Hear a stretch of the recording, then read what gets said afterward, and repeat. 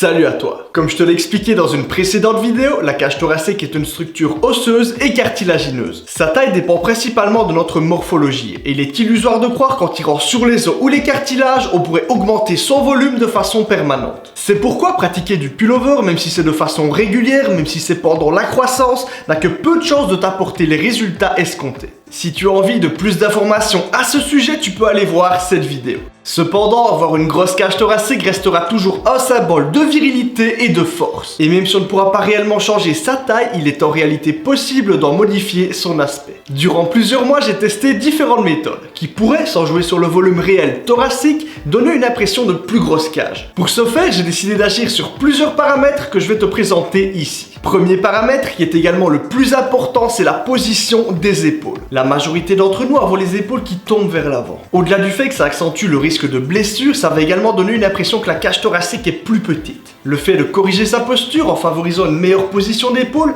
permettra de donner une plus grosse impression de volume. Pour ça, deux petites choses à faire. Étirer la chaîne antérieure afin de relâcher les tensions au niveau des pecs, des épaules et des biceps et renforcer la chaîne postérieure. Cet exercice d'étirement et d'ouverture thoracique, je te le recommande fortement. D'autant plus qu'il t'aidera à prévenir les pathologies au niveau des épaules. Couché sur un banc très légèrement incliné, un disque léger posé sur chaque poignet, on va démarrer bras tendus au-dessus de la tête. On laisse le poids des disques attirer les mains vers le sol et on descend progressivement et lentement les bras le long du corps. On insiste sur les zones un petit peu plus raides et on descend jusqu'à avoir les mains au niveau du bassin.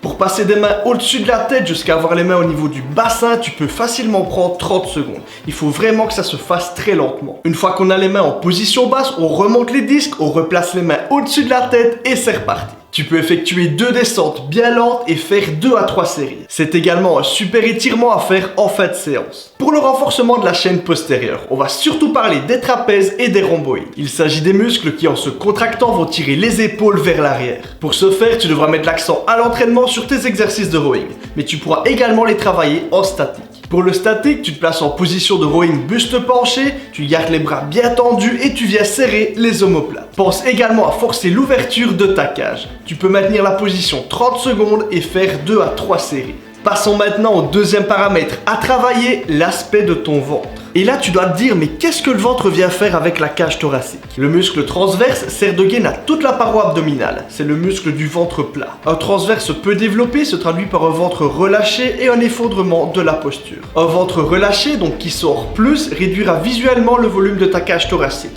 et entraînera une descente des viscères. Un ventre plus gainé aura pour avantage de faire ressortir la cage en remontant le volume abdominal. Et il augmentera également visuellement la différence de volume entre ton ventre et ta cage. L'exercice de prédilection pour travailler le transverse, c'est le vacuum. On se place à 4 pattes, ensuite en soufflant, on rentre le ventre au maximum. On le maintient rentré quelques secondes, ensuite on le relâche en inspirant. Tu dois imaginer que ton ventre c'est comme un ballon. Quand tu souffles, le ballon se dégonfle, donc ton ventre rentre. Ensuite, quand tu inspires, l'air va rentrer et le ballon va se regonfler. Tu pourras faire 3 séries de 8 à 10 répétitions. Pour terminer, je vais te présenter un exercice qui regroupe à la fois le premier paramètre, à savoir la position des épaules, et plus précisément la souplesse de la chaîne antérieure, et le deuxième paramètre qui est le ventre. Pour le réaliser, tu vas te suspendre à la barre fixe. Ensuite, tu vas ouvrir ta cage thoracique au maximum tout en rentrant ton ventre autant que possible. Pense à respirer le plus naturellement possible, sinon tu vas pas faire long feu. Tu maintiendras la position 30 secondes à 1 minute et tu pourras faire 3 séries. Le fait de te suspendre et d'être attiré vers le sol va aider à l'ouverture de ta cage. Tu peux réaliser ces exercices à la fin de tes séances ou en dehors. Tu peux également les faire séparément si tu veux. Dans l'idéal, pour que les résultats soient suffisamment rapides, fais-les 2 à 3 fois par semaine. Personnellement, après quelques semaines, j'avais déjà une nette progression dans l'apparence de ma cage thoracique. Et rappelle-toi qu'au-delà de l'apparence, la routine aura également un impact très positif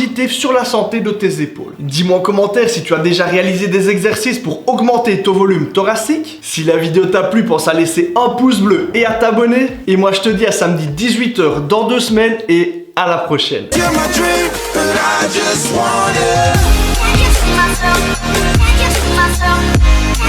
Myself.